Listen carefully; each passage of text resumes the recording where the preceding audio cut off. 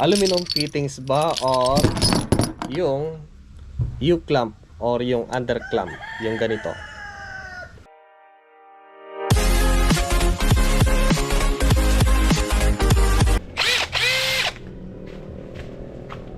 So ito, magbaklas tayo ng 4 na piraso.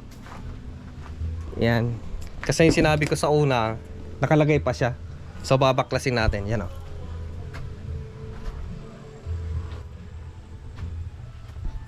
Ang ganda niya pagmasdan kasi pag nasa ilalim ka, para siyang greenhouse. And may plano ako, itong ilalim nito ay gagawin kong welding shop. O di gamit ko pa yung shade ng ating solar panel. Okay lang kaya kapag nag-welding tayo yung kanyang ultraviolet. Oh, ma-harvest pa niya yung ultraviolet. Yung liwanag. So lahat na ng kuryente namin ginagamit ay galing dito. At yung grid ay pinatay ko na. Although naka-connect pa rin kami sa grid pero hindi namin ginagamit. Oh, di wow.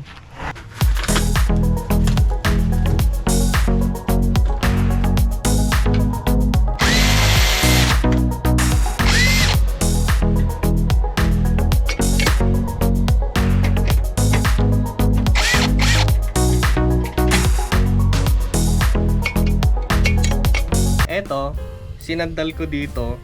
Tapos itong buhangin na to, nalimutan ko na tinabon ko lang to. So malambot pa. So nung nilagay ko at inapakan ko, nung nakalahati ko na, bigla siyang lubog. Nahulog ako. Kaya ngayon iika-ika ako kasi nga natalisod ba? Natapilok. So ganun ang nangyari, kaya yung pako medyo namaga. And okay naman na. So dahil sa gusto ko talaga matapos kahit naiika-ika ako, tinapos ko. Ayan, kalahati pa lang nun. Dahil sa adik na adik tayo, talagang hindi ko talaga tinigilan hanggang hindi natapos.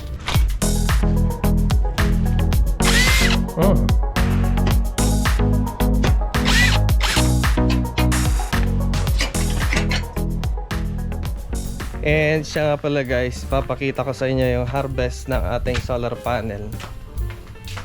Sana nga hindi pa puno eh. So eto. Yun, puno na pala oh. So kahit na yan, nakasabay yung ating mga Blue Yeti dito. Isa lang pala, Blue Yeti na 180, then yung isang EcoFlow. Tapos naka open lang yung grid. Yung kanyang dito, hindi siya grid. Yung kanyang input, easy input. So dati kina-charge ko to separate sa dalawang 200 na foldable ni Blue Yeti. Ngayon naka-centralize na sila. Tapos yung EcoFlow. So naka-plug dito yung ating pinanglilinis ko kasi yan. Subukan natin.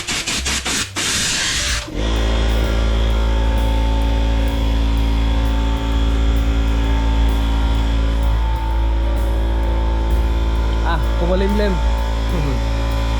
Pero hindi pala, puno na yung battery niya eh. Wala na problema dyan. Malakas na yan. Yan, hindi niya iindayin yan. So ayan, nakakapag-harvest pa rin tayo ng almost 1,000 watts kahit ganito makulimlim. Pero ito, dahil nga sa puno yung ating battery na, hindi ko na malayan. Ito yung kuha ko kahapon. Ito, pasilip ko sa inyo guys yung kanyang harvest ngayong napakaganda ng araw. Ito kasi guys yung 3.6 na hybrid inverter ni Day kaya niya hanggang 7,200 watts na solar panel.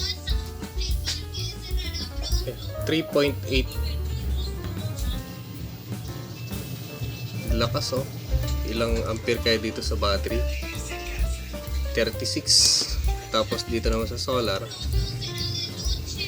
lakas.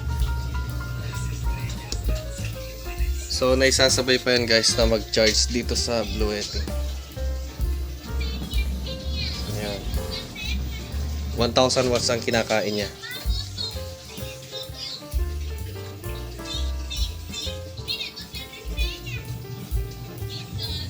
Ayos. Almost full yung ating battery. 96%. Kanina nasa 70 ito eh. So, ang oras na ay 11 o'clock. Kumulimlim na. Pero ang harvest pa rin niya ay nasa 2,000 watts. Ang pinaka minimum niya today, yung maambon ay 1,000 watts. 1,200, 1,100. Ayan, kagaya niyan. Ilan kaya yan?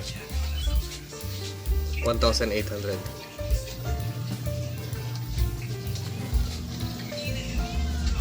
Yung display niya, pag sumagad na ng 3.6, ayan, nagbago na naman. Siya pa rin. Pag sumagad na ng 3.6, ayan, hanggang dito yung kanyang, yung kulay dito. Pag sumagad na yan, bigla siya mag-a-adjust na hanggang doon. Okay, so yung MPPT kasi nito, MPPT pala, ay kaya niyang i-handle ng hanggang 7.2 kilowatt. Ayan, ganun kalakas. So, kaya niya magsabay ng charge na 3.6 dito sa battery. Then, 3,600 naman sa kanyang output. So, ganun siya kalakas.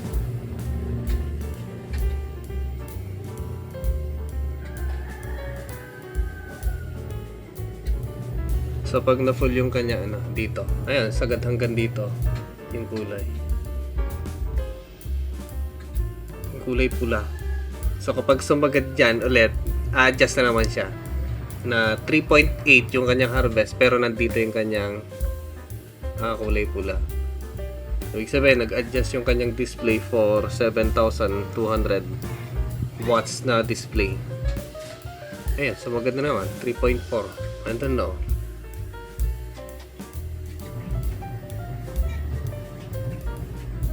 So, hindi na tayo kakapusin sa energy tuwing tag-ulan. So, malamang man siguro sa tag-ulan, medyo magtipid-tipid pa rin kasi nga tag-ulan yan eh. Pero pag summer, sigurado hindi na tayo bibitin. And yung grid nga pala, ay meron naman pero hindi ko pinapapasok.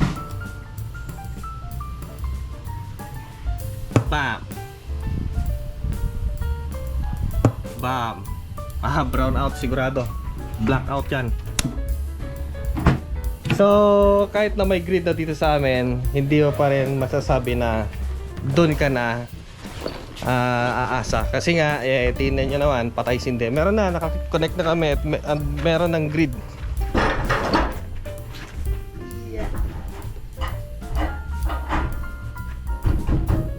Yes.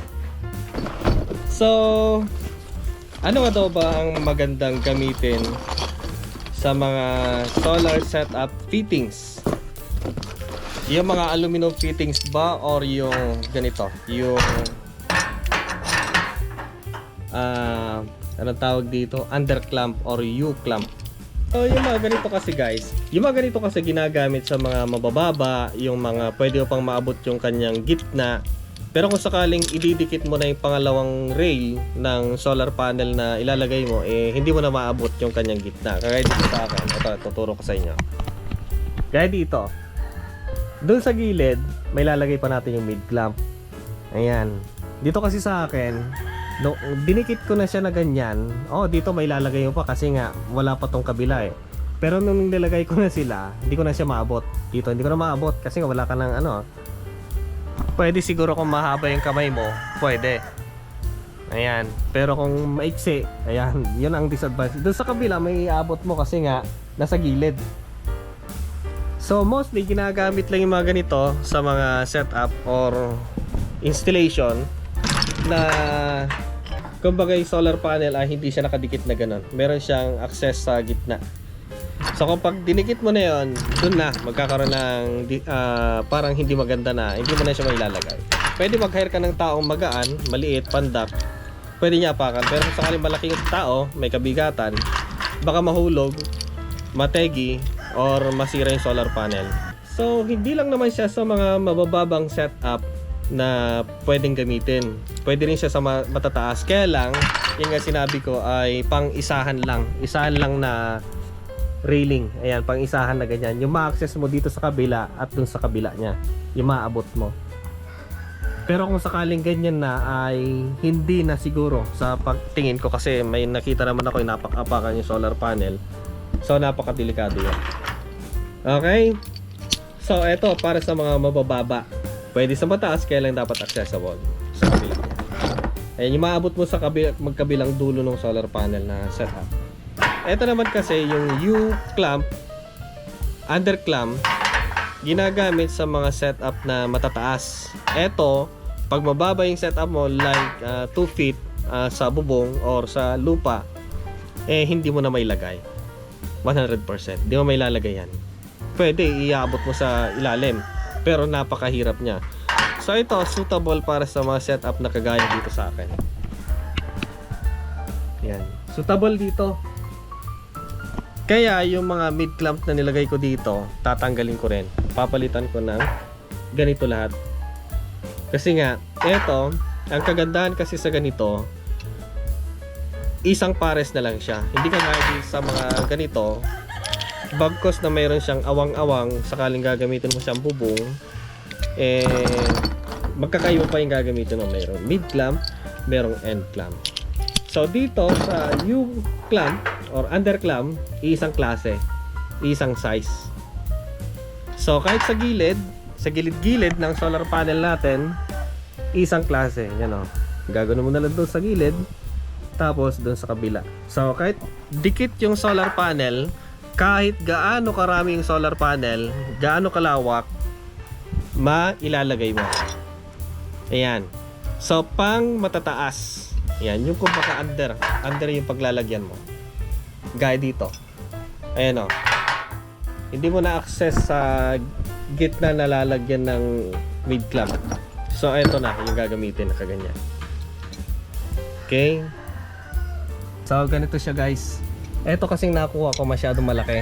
1.5 inches yung kanyang lapad. Then yung haba, 3 inches. So, napakalaki. Ang gagamitin ko siguro dito 30 by 60, 30mm by 60. Yan, nilalagyan ko ng ano dito, ng tubular. Ganyan siya oh. So ang kagandahan, dikit yung solar panel. So may nabibili ng mga rubber, ilalagay dyan, dikit siya. Pag mid clamp kasi kagaya nun, hindi natin malalagyan ng ano yan, ng tawag dito, yung rubber sa space, kasi nga abala siya. So dito hindi. Yung tibay, parehas din ang matibay. Kasi may ganito naman na galvanized at zinc or stainless. Mas mahal nga lang. So itong binili ko, bakal lang. Pag may pera, di stainless.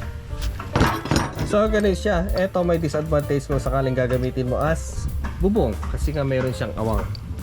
Laki ng awang niya oh. Pero pag ito, dikit na dikit yung solar panel. Yun. So mas madali itong gamitin compare dito. Sa nagtatanong sa akin kung ano yung mas magandang gamitin,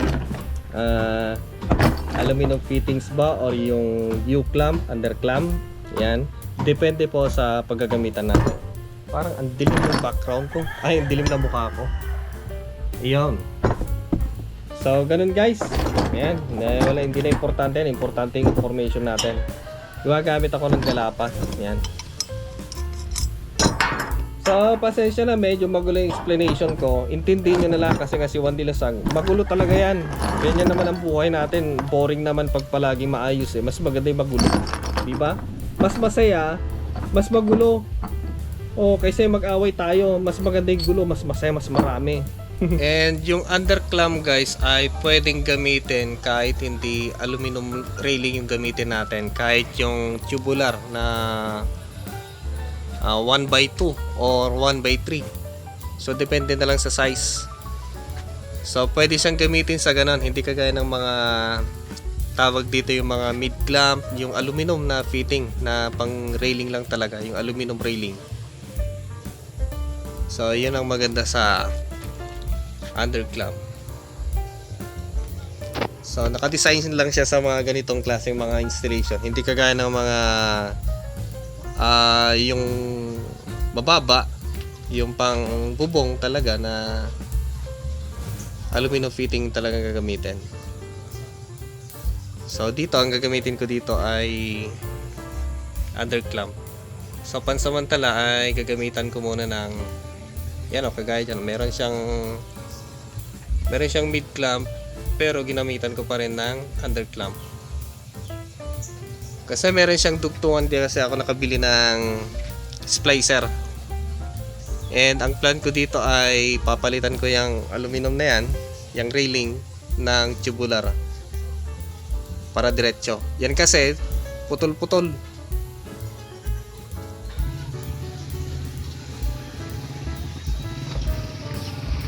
Maganda lang kasing tingnan pag ganyan, dikit-dikit. Maganda yung pagkakadikit niya. So hindi tutulo sa ilalim. Oh, gandang gawin yung shop dito. Ready na siya for welding shop.